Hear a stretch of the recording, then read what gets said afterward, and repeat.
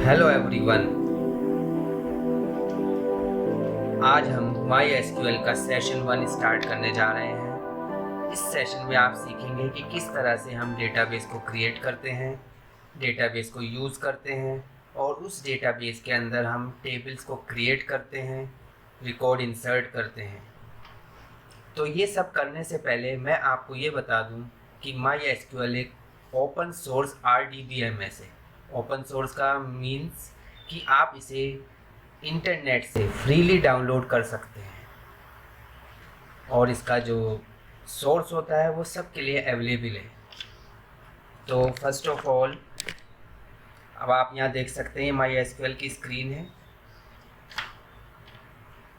इस my SQL में database create करने के लिए हम क्रिएट डेटाबेस का नाम देना ज़रूरी होता है। कोई भी नाम आप दे सकते हैं। यहाँ पर मैं नाम ले रहा हूँ फैक्ट्री, सेमीकोलन। आप देख सकते हैं स्टेटमेंट लिखने के बाद सेमीकोलन, जब भी हम सेमीकोलन लगाते हैं इट मीन्स कि ये जो स्टेटमेंट हमारी टर्मिनेट हो गई है और क्वेरी ओके है। हमारा डेटाबेस क्रिएट हो चुका है। आप देख सकते हैं अपने डेटाबेस को, शो डेटाबेसेस। कुछ इनबिल्ट डेटाबेस होते हैं माई एसक्यूएल में और इसमें आप क्लियरली देख सकते हैं इंफॉर्मेशन स्कीमा के नेक्स्ट जो डेटाबेस है दैट इज़ फैक्ट्री, जो हमने अभी अभी क्रिएट किया।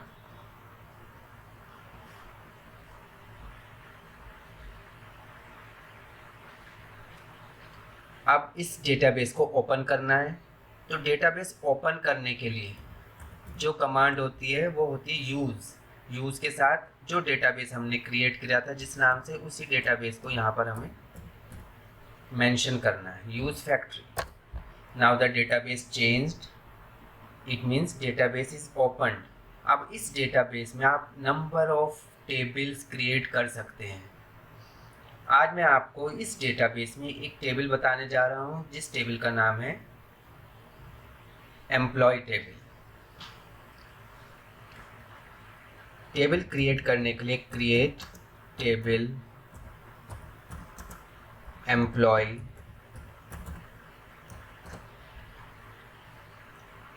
फर्स्ट कॉलम जो हम इस टेबल में ले रहे हैं that is employee code. Employee code का जो डेटा टाइप होता है वो आप इंटीजर ले सकते हैं, इंट।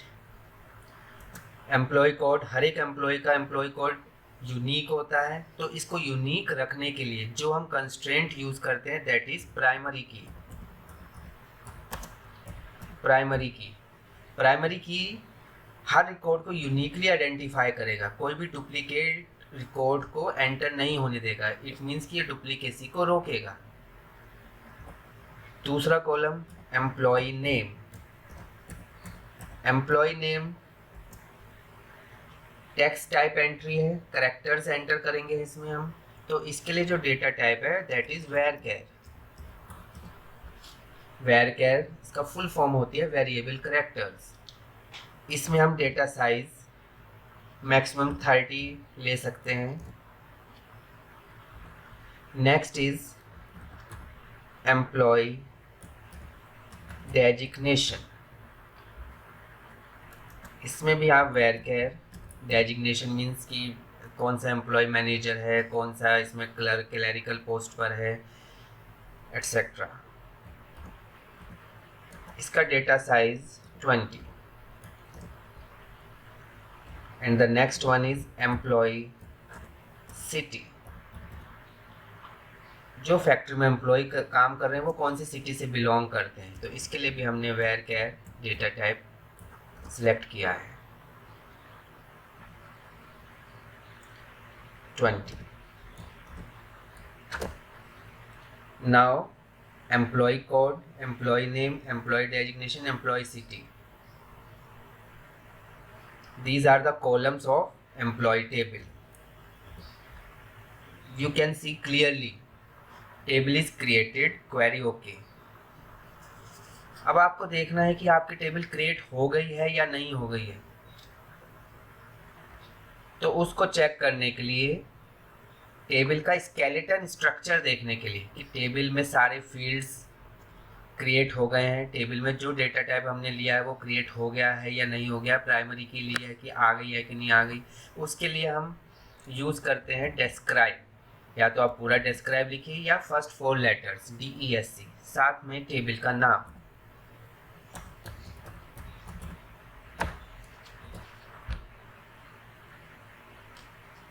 तो ये टेबल की एक बेसिक स्ट्रक्चर है, स्केलेटन है। आप देख सकते हैं सारे fields, data type, data size and primary की 4 फील्ड्स हैं इसमें। कोई भी एक भी इसमें अभी तक रिकॉर्ड हमने नहीं डाला है, इसका मतलब टेबल पूरी ब्लैंक है। टेबल की केवल स्ट्रक्चर क्रिएट हुई है। अब टेबल में हमें डेटा एंटर करना है।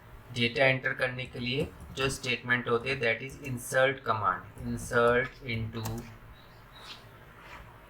टेबल का नाम,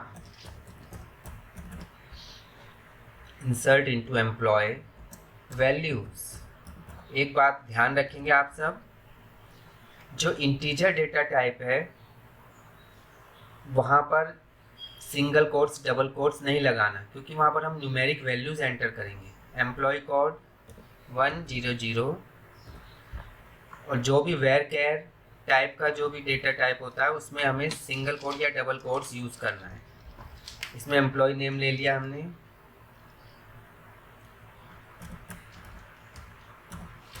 राधे श्याम।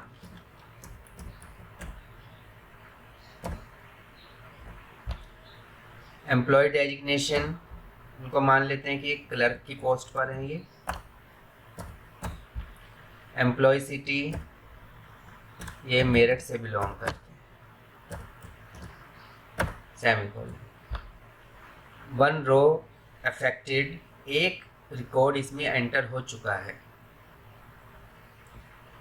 इसी तरीके से आप नंबर ऑफ रिकॉर्ड्स एंटर कर सकते हैं।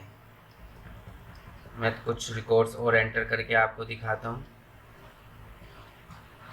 Next 101, employ name Mohan Prasad.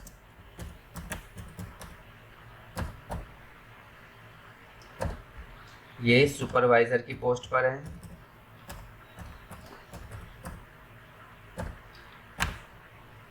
ये भी मेरठ में रहते हैं।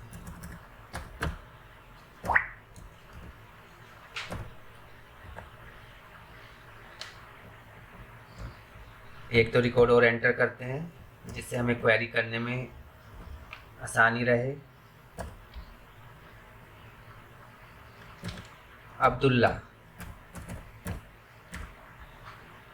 अब्दुल्ला भी काम करते हैं फैक्ट्री में।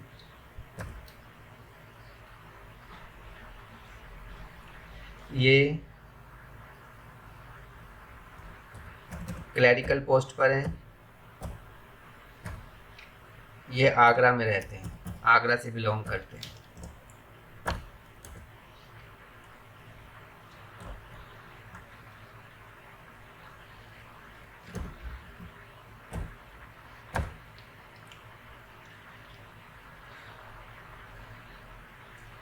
माला देवी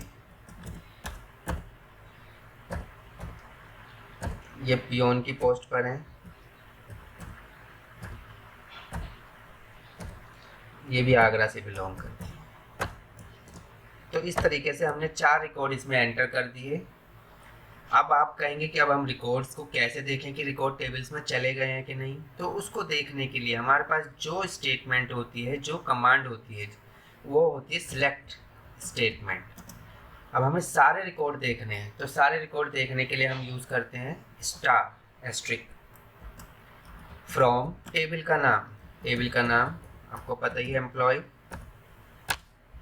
तो आप यहाँ पर क्लियरली देख सकते हैं एम्प्लॉय कोड में 4 record, employee name, employee designation, employee city. 4 rows इस टेबल में एंटर हो चुकी हैं। सिलेक्ट स्टेटमेंट का यही काम होता है कि वो हमारे कंडीशंस के अकॉर्डिंग, हमारी डिमांड के अकॉर्डिंग रिकॉर्ड को या हमारे डेटा को रिट्रीव कराती है, फेच कर सकते हैं हम रोज़ को। अब आपको केवल एम्प्लॉय नेम और एम्प्लॉय सिटी ही देखने हैं, तो select employee name, employee city from table का नाम।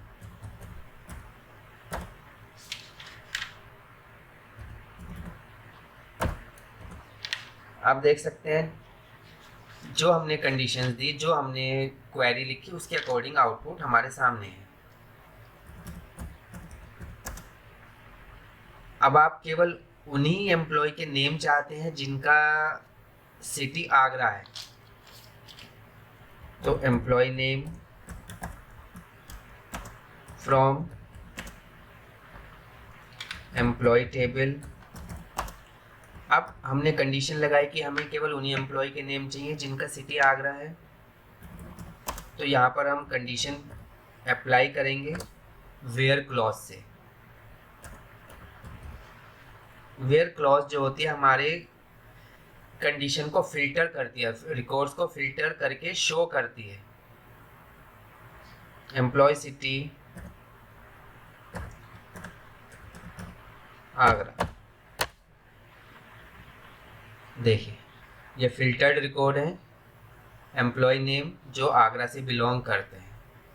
एक कंडीशन और देखते हैं, हमें केवल उनके रिकॉर्ड चाहिए जिनका एम्प्लॉय कोड 102 से ज़्यादा है। Select employee name,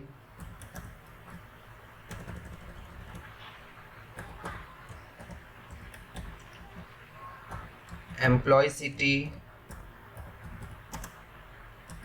from employ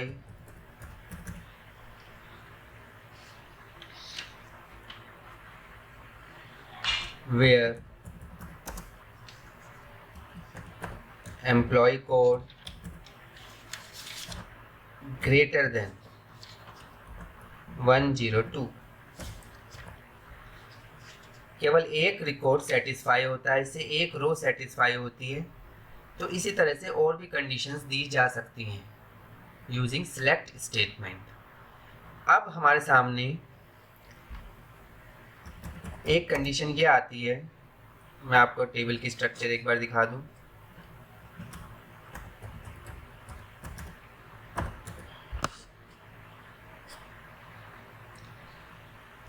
अब हमें एक फील्ड और इसमें ऐड करना है। हमारी जो ऑलरेडी टेबल क्रिएटेड है उसमें एक कॉलम हम और ऐड करना चाहते हैं। सपोज वो कॉलम है एम्प्लॉय फादर नेम और employee salary. Employee salary add करना चाहते हैं, तो कोई भी कॉलम ऐड करना, कोई भी कॉलम रिमूव करना, किसी कॉलम का नाम चेंज करना, कोई कंस्ट्रेंट ऐड करना, कोई कंस्ट्रेंट रिमूव करना, उसके लिए हमारे पास एक स्टेटमेंट होती है, एक कमांड होती है, that is alter table command. तो मैं आपको एक कॉलम ऐड करके दिखाता हूँ यहाँ पर। Alter table employee add salary. Salary numeric values accept करेगी, तो उसके लिए हम इंट दे देते हैं यहाँ पर।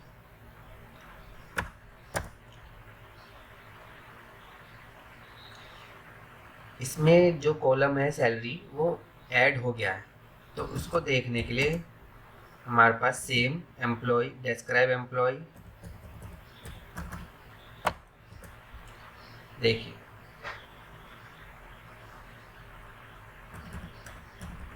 Select star from employ. अब हम देखें कि सैलरी कॉलम में क्या आया है।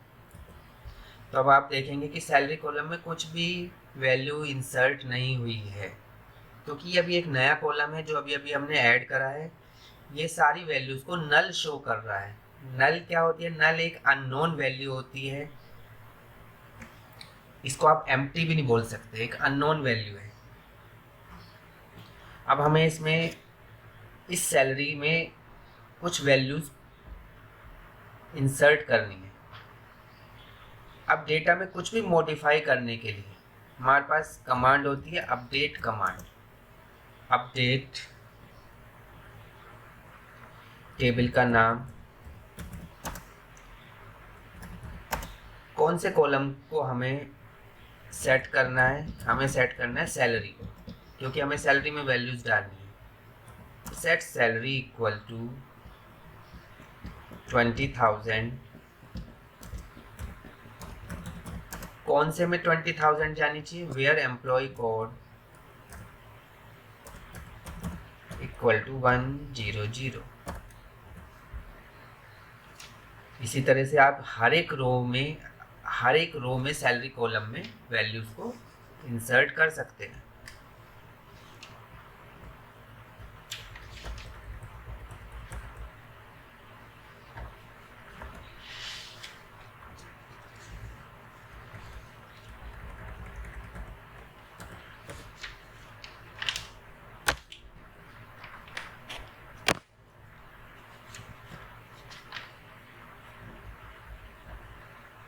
अगर हम अब एक बार फिर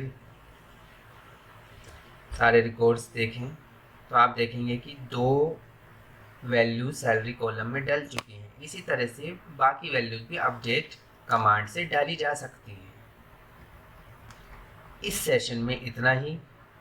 बाकी नेक्स्ट सेशन में मैं आपको बताऊंगा कि ऑल्टर टेबल से कॉलम का नाम कैसे चेंज होता है, किसी कॉलम को कैसे रिमूव करते हैं, और MySQL की आगे की स्टेटमेंट्स।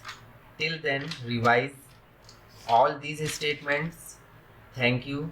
Goodbye.